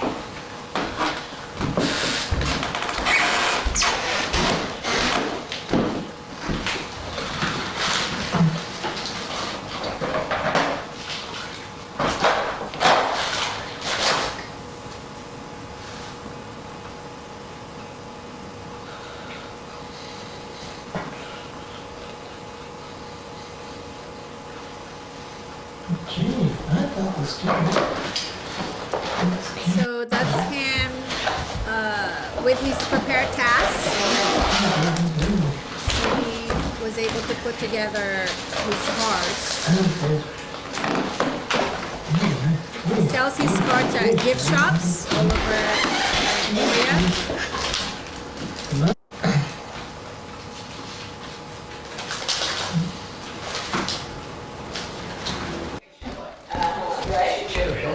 Okay, let's get ready. Third one this is a sorting book activity, and it's something that autistic people can do really, really well. They could show you how they do visual and motor coordination activities and how they are able to understand and follow instructions. So Alex, we have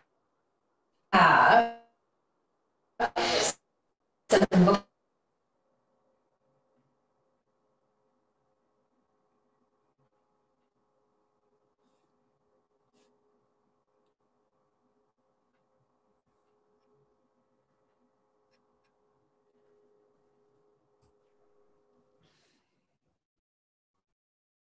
So what comes out of the lesson is that he has a hard time with communication. So he doesn't so we needed to work on his ability to self-advocate, because he can't really tell you I'm done or what's next. So I've completed this many and so on. So that's what we've been working on as part of his career.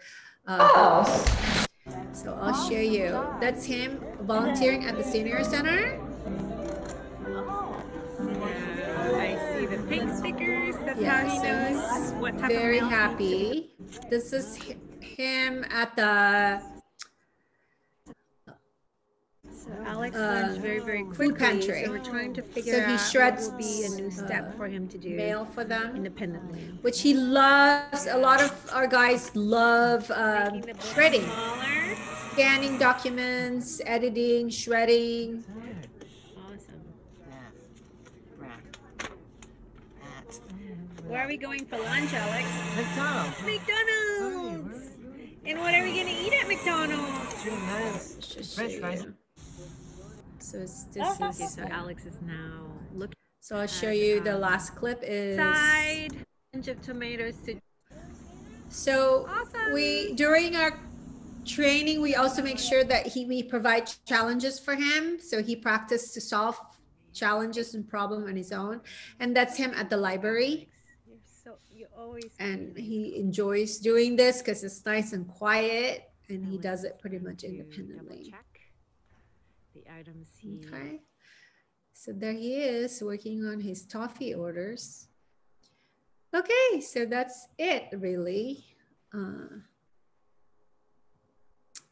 thank you, so Maisie. now sure. Okay, so now we do questions. Yes, now we go to the panel session itself. All right, Miss Dami. Okay, we're still waiting for your questions in the comment section. Let's drop your questions as soon as you can. Where is Miss Dami? There was one question earlier, but I forgot what it was. What was that? Yes. So we can talk about that. Oh, someone. Okay, so Maisie, this question will be directed at you. I can't find Miss Dami, so I'll just take up. Go ahead. All right, so someone said that, how do we address the issue of marriage and relationships with adults living with disabilities? Some parents don't know how to handle this part of, of life. How do we handle such aspect of their life? Marriage? Well, it's really, yeah, but it's really up to them whether they want to have that kind of relationship or not, right? So it's not for everyone. And I think that there's a show called Love on the Spectrum that's on Netflix, if you have Netflix, but that's a sweet show. And I think that a lot of autistic adults, their life is simpler when they live on their own, because it's just easier, unless they can find a partner who can understand them and really cherish them and be in that like kind of relationship where, both people can grow together, but that's not everyone, right? But I think in terms of relationship and how that feel, again, we go back to that relationship is how we feel, and we are pretty much part of that relationship. So I think if kids have a secure attachment and relationship with their parents at home, and they feel accepted and nourished, then they're more likely to be able to find that with peers. I think that's very important, that they feel loved, because that's how they know what is a good relationship versus a bad relationship, right? And there are a lot of bad people out there, and as parents, we protect our kids so much that we can't protect them when they're in school. And that happens to my son also. There are bullies out there, and just because your child is verbal, it doesn't mean your child reads other people's intentions. Until things get really, really bad, But I think healthy relationship at home serves as a model for a healthy relationship, and self-advocacy is part of it. We don't like it as parents when our kids push back, but that is an important development foundation for them to be able to say, no, I don't like what you're saying. No, I don't want to do that. you know. So I think it's all about balancing, you know, when our kids say no, stand up for themselves, when we do respect that, and when we have to work through it, basically. Okay, thank you so much, Okay. Maisie. Gwen, I'd like you to answer that question because I know you have an adult. I know there is Zane. So how is he coping with relationships? Does he have marital plans? Well, if you do not want to say this here, that's fine. But we just want to know from your point of view, how do you talk about these things with him as an adult? That's a huge, huge issue. Zane has been blessed in that area. He has a girlfriend that he met in Special Olympics years ago, and Yeah. they're dating pretty seriously. They're even considering marriage, but I that's a ways off. There's a lot of things to consider. But I also wanted to go back to some of the things Maisie said. All the presentations have been wonderful. She really touched on so many things about good parenting. And if you really think about it, all that's good for parenting across the board, whether you have a typical child or neurodivergent, and that aspect of falling in love with the child you have. Because I'll be really transparent here. One of my concerns with our when we present and we speak with Zane, I mean, we feel incredibly blessed, but we don't want it to come off like, oh, everyone has an artistic gift. Everyone has a passion, though.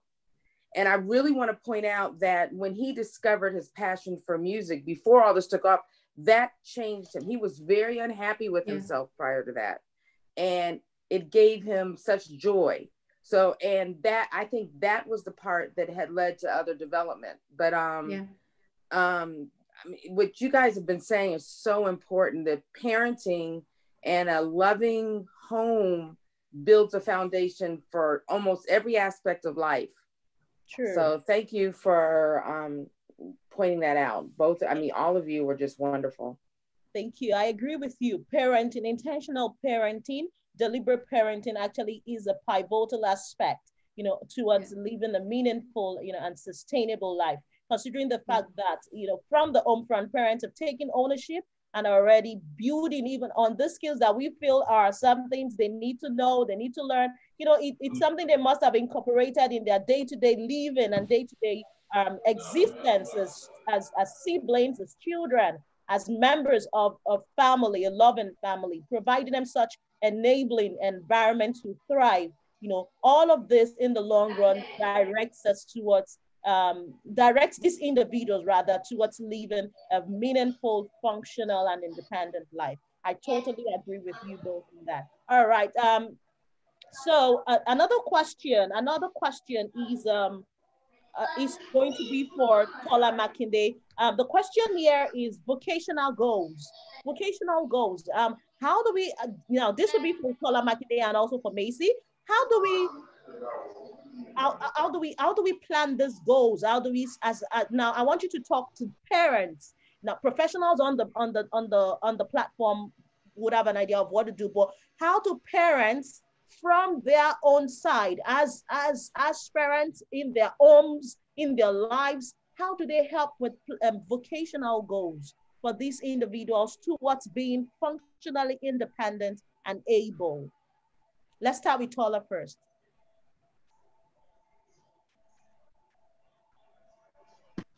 Thank you, Tammy. Thank you so much, Maisie. I really enjoyed your session. Yeah, I mean, it just shows that there's power in parenting, and we need to just keep doing this like back to back, you know, without giving up. And you see this for me, I know that for the most part, I've tried to check so many times how starting early really, you know, would influence the child's ability to learn. And, you know, when we talk about vocational skills and setting, goal setting and everything, oh my gosh, I'm sorry. Okay, so say hello. Hello. Hi, Mo. Okay, yeah, so this, you want to consider multiple situations and settings, you know, especially when it's about the skill, the child, you think, or maybe you think maybe the child is interested in, and then you want to test, is it really what the child wants? So setting your goal involves you analyzing, looking for natural occurring abilities, activities, routines, participation, unique opportunities, you know, and then looking at, okay, what is working and is against what is not likely to work for the child. And, you know, you continue to tweak it, especially when you have the multiple situation settings, as in a skill becomes mastered and the child is able to do the skills in multiple places with different people, you know, and setting the goal may look like it's a uphill task, but basically what we want to consider is you know, how are you able to connect with the child and the child's strengths, also leveraging on it and collecting data, you know, looking at the instances at which the child is doing 80% of, you know, maybe you have like a long-term 1-year goal, then probably you've actually broken the goals down to 3 months, like in a year. Then taking records of what is my child going to be able to achieve in 3 months. What have I noticed? Which area is she having the deficit? Then you continue to analyze. Then sometimes you see, you know, it's easy because you're observing, like I talked about observing yesterday.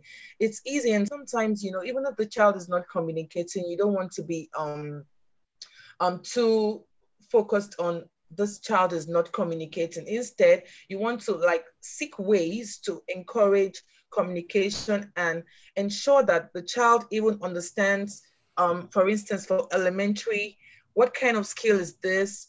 Who are the workers? What types of workers do we have? What are they supposed to be doing? At what point in time are they supposed to be doing this? Then the child should also be able to distinguish between work and play, you know, because you want to be teaching a lot of skills that the child will be able to apply at the workplace eventually. I hope I've been able to answer the question.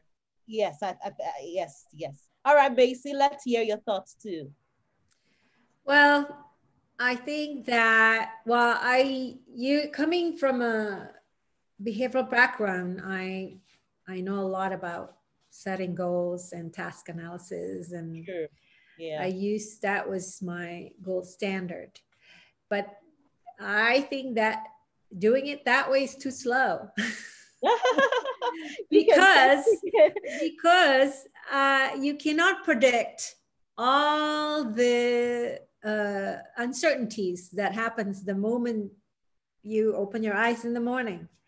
True. And I learned the hard ways when I prepared and designed repeated practice and doing parent trainings and using scripts, social stories, this and that, you know, and the child still could not problem solve something that seems so logical.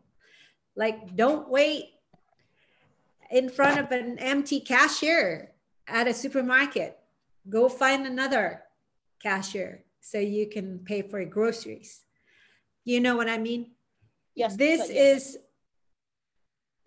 the failure of many, many curriculums, whether it's parent training, the way we educate our kids, vocational training, because it's based on deficits.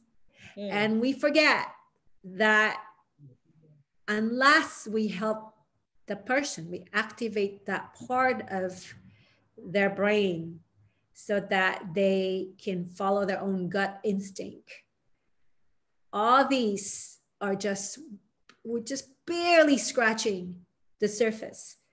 You know what I mean? So my advice for parents is, number one, is to be kind to yourself, because no one has a crystal ball and no one knows everything. Including myself, right?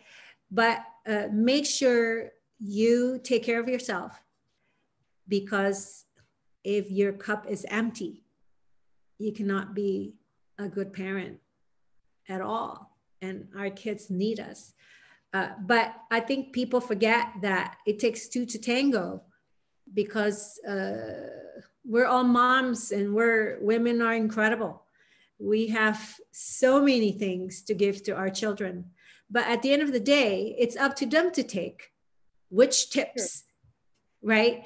So to answer your question is that I think as parents, we can only show the pathways, right? And when we are in the right mindset, in the right frame of mind, emotionally, physically, that we could be in the moment with our kids, doing whatever activities, you know, going to take a walk, you know, preparing dinner together. That's the best opportunities for them to develop, like, I can actually handle some chit chat. True. I agree with you. Right. True. Like my son says, Mom, you repeat yourself so much. I'm like, okay, I'm sorry. You know, like it takes two to tango. Like, and we can't treat our kids. We have to grow with our kids, even though they're non-speaking, you know, even people who are non-speaking, they're so aware of other people's energy, people's vibes. There is such a thing. Because my son will tell me, oh, I could see those things. You see those things that are shiny? Like, I'm like, what things? You know, because he's calibrated differently, like visually, you know. And I think all we can do is try to be in the same wavelength. It all comes down to our intentions. And kids feel it. If we can be the best part of us, then that's good modeling for our kids, for all of our kids, you know. Like, and sometimes it's very hard because we're tired, you know, and we're impatient. I have failed so many times, like yelling at my kids with the windows open, and like I feel so embarrassed, you know, but we're only humans. And I think the best thing is to show our kids, you fail, just fail many times. And the most important thing is to just tell them you bounce back quickly, you know, however that may be. So like an example, a quick example, I have a very picky eater at home. We are a chicken nugget family, and I'm proud of it. My son can eat chicken nugget multiple times a day, you know. So cooking, unless it's sweets, he's not into it, and he has sensory defensiveness, so he won't touch stuff, right? So what I do with him a lot is to watch a lot of cooking YouTubes. And one day he saw how to make McDonald's style French fries. So he said, oh, okay, Mommy, I want to learn how to make that. So it took a long time to from finding the clip, deciding when to do it, you know, actually doing it. And all the thinking is on me, because he has his walls up. I don't want to touch that. I don't want to do this part, but it's on me to read him. Like, okay, today's not a good day because it's too late to do this. So last night we did it. You know, we did it. He ate it. Yeah. And that was a celebration for our family, you know. And this is what I mean. It takes two to tango, because the focus tend to be fixing our kids, where we're actually the one gifted with our own growth mindset as well. Because if our kids are all typical, it's all easy, then our brain probably just get rusty and just do the same stuff. But raising neurodivergent kids, it's like, give us like so many opportunities to be better people. Thank you, Maisie. True, I agree with you. A lot of times when we feel, oh, we want to set some goals, and then it makes us at some point it makes us too rigid and unable to read.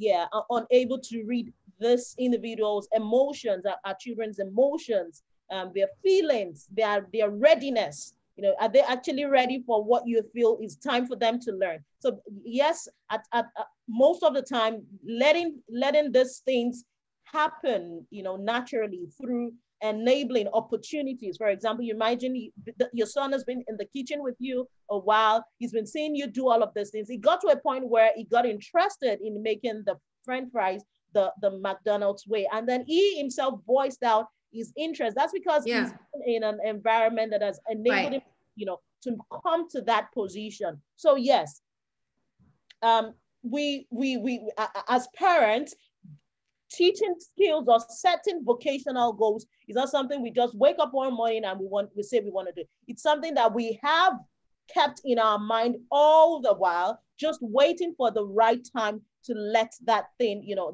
that skill manifest or develop. All right, thank you so much. So we have just about 2 more questions to go. And one question is directed at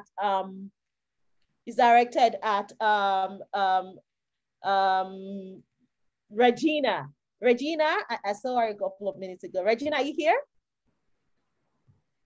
Hope we haven't lost you. Regina? Oh, she's here. Regina? Okay, so anyway, Regina will come to it.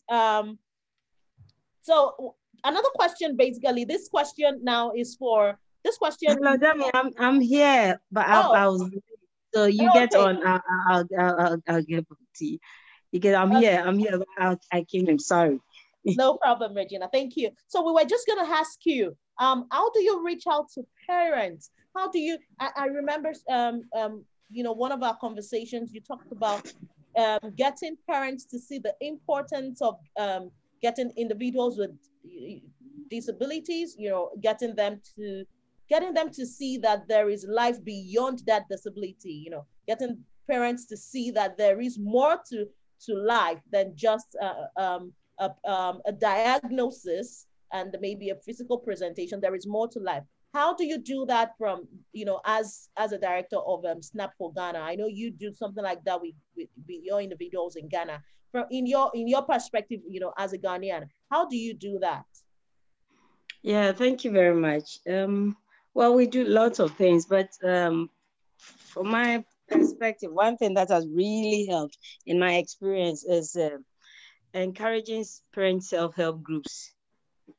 And so when they have these groups, they come together, and usually we try to have a very good example in a community. There are lots of people with special needs who have made it. And then they come and they have a chat with the parents, they share their experiences, and then we facilitate whatever discussions that go on.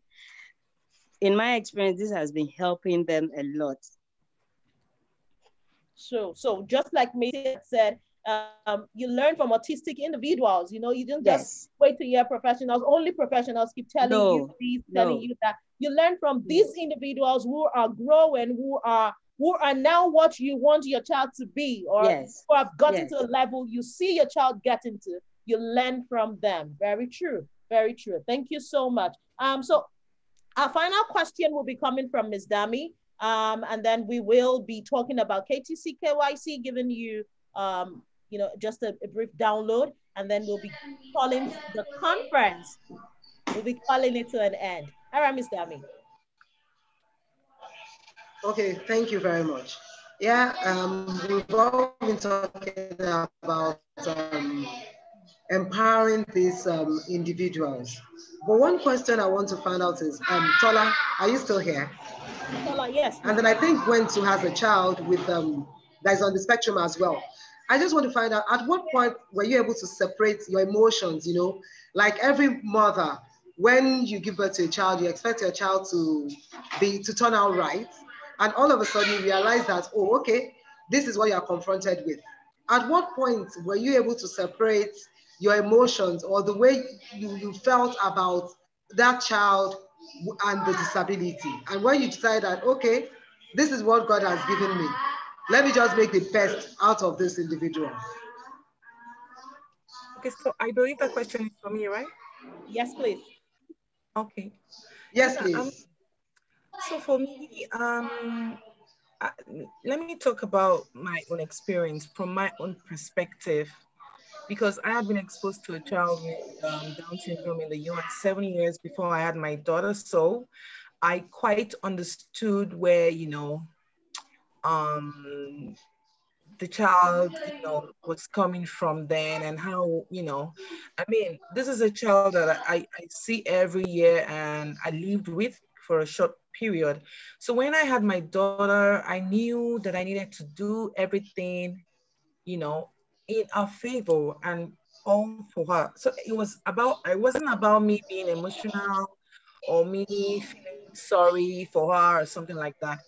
And so there were times that, yeah, I had my low moments, but I think being assertive has kind of helped me, and to keep moving in the right direction, even though there is no one best method or best way. So I find myself always having to tweak, you know, the solutions, just looking for ways to continue to encourage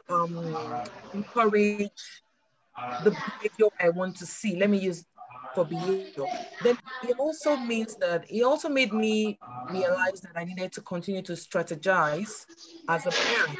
And I didn't really feel at any point, I didn't really feel sorry for her having Down syndrome. Yeah, apart from all the medical, issues that we've been through. She has a device in her heart. Many times I even forget she's got a device in her heart. And, recently she had a bad fall from the, first flight of the staircase, down, down, down, down like that with a bucket of water. And I didn't even know where she was going with a bucket of, she didn't have to do that. She just wanted the experience because she sees a caregiver carrying a bucket of water from one room to another. So, and this makes me feel like, oh, she's learning, but at the same time, she had a blindfold over her face and she fell down the staircase. And if we had to do like a MRI, we wouldn't have been able to do that because she's got a device in her heart. And yes, so we had to go through that situation. I asked questions. Why did you have to, put a blindfold over your eyes? So at many times, at so many experiences we've had together, I've never really felt sorry for her, and I always have to put my foot down, like, yeah, I mean, and sometimes, of course, how behavior can be, you ignore the behavior and, try to see a positive behavior being repeated, looking for strategies to ensure that and sometimes, of course, you don't know, sometimes I need to figure what could be the stressor or what could be triggering the behavior, or I need to figure, could there be underlining, is there something I've not done? So always I have to go back, I have to check and go to check I have check boxes too. I have to deal with sometimes, okay, why is this behavior just happening? They should just pick this from somewhere, and then we start to develop a plan, strategize on how to reduce the behavior. So I don't know if I was able to answer your question. Yes, thank you. I would like to hear from Gwen as well. Okay. And that's a huge, huge issue because we're all people, we're all struggling, and it's a process and something my husband and I talk about a lot. And some of the wording may be a little strong, but I sometimes call the parents in the disability community, we're damaged because we're dealing with this maybe crisis. I don't know if that's the right word. And it's hard, but I go back to Maisie's word, you've got to find a way to fall in love with your child. And my husband has a phrase he says that I also think is kind of shocking, but I think it gets people's attention. When you get that diagnosis first, it feels like almost a death. It's not a death, but we use that word because you have to let the child that you thought you had die. You do. So you can deal with the one you actually have. And that is such a hard way to say it, but I think it shows the importance, and then you go about living it. But it is a process. I mean, and I'll tell you, I don't know, we don't have a physical disability, but a physical disability is more concrete. So it may at times be easier to wrap your mind around it. when it's behavioral or intellectual, it's a little more hazy.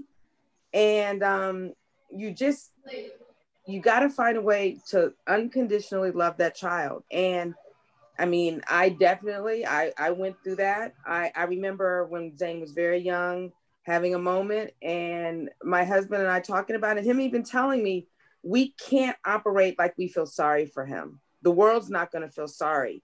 We've got to raise him to be able to deal with this world. But it takes time. But there are genuinely things I love about the autistic mind that I do remember when I finally came to a realization. I said, if there was a cure, suppose that he could take a pill, I'm not sure I'd want him to do it, because there are things I love about the sincerity, the heart. And I mean, that may not be everyone's story, but everyone has something they love about it. And you have to be that parent, that loving parent. And it'll be amazing what grows out of that when you get to that point. But don't be so hard on yourself.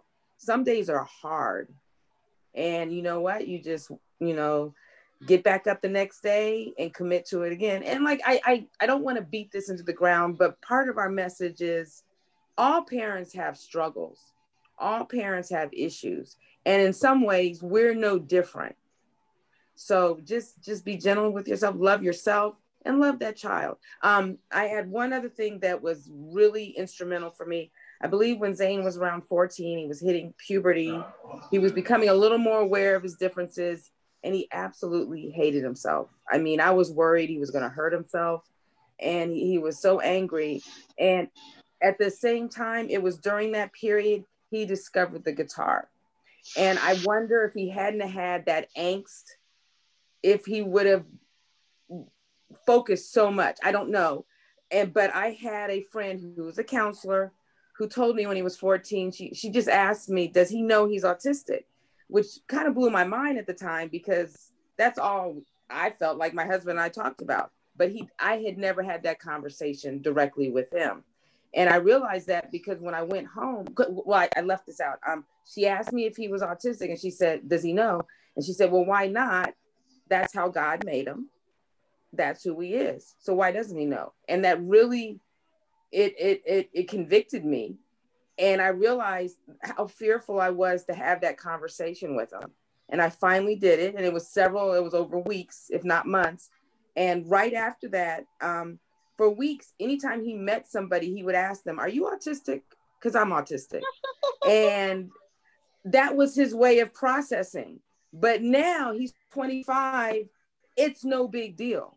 We talk about it. It's who he is. There's no shame.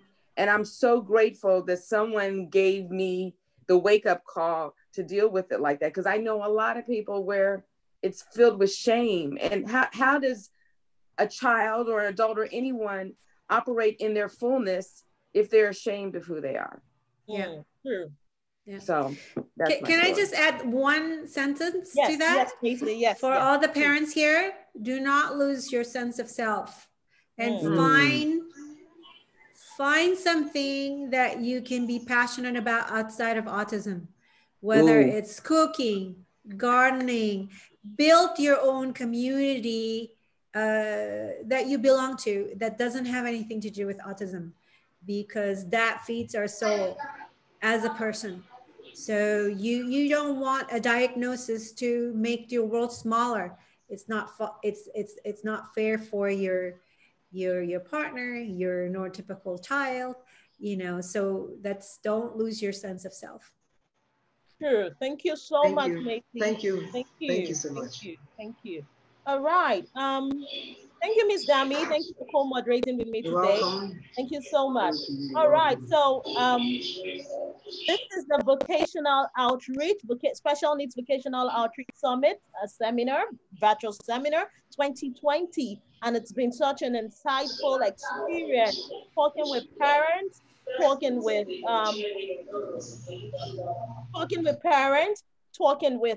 professionals, talking with young adults, talking with guardians, and talking with caregivers, whoever we are. I know we have quite a number of people on the you know, who were part of the program all from yesterday till today. Thank you all for coming. This program was put together by KTC KYC Educational Consult and Academy. We owe two important conferences like this yearly. The school outreach, which is usually in the month of March, where we reach out to schools, we reach out to teachers, and we help them with providing adequate support for children with needs, you know, in the classroom, in the mainstream school, how to help them access learning, understand the nitty-gritties of IEP drafting and writing, setting up an effective special educational needs department in their schools, and how parents should be taking ownership of their children's learning in the mainstream school. And also the second program is this one that we are concluding today, the special needs vocational outreach, where we talk about everything around vocational skills development, because we want to see a whole individual. We want to see a whole neurodivergent individual, not just somebody with a disability, but a whole person who is adding value and who is leading a meaningful and impactful life. Thank you all for coming today. So if you need further questions about our academy, you need further questions about KTC KYC, you can reach us on any of our social media platforms. Our speakers would be happy to have you reach them too if you have questions. I know Maisie does some weekly program on our Instagram handle where she brings in neurodivergent population, people, you know, she brings them on board, she interviews them, they talk about their skills, they talk about their vocation, they talk about what they are doing at the moment, you know, and all that. They talk about their journey, you know, so Maisie does that. And I know for Gwen, her son, Zane goes for programs, and I see them on Facebook almost every week. So feel free to follow Blue Spectrum, feel free to follow Maisie Sotanio. Feel free to follow Autism Career Pathways on Instagram. I trust that next year, Gwen, this is with your permission now, we would love to have Zayn on the program to talk for himself. Let's hear from his mouth how he has come through the journey himself. Thank you all.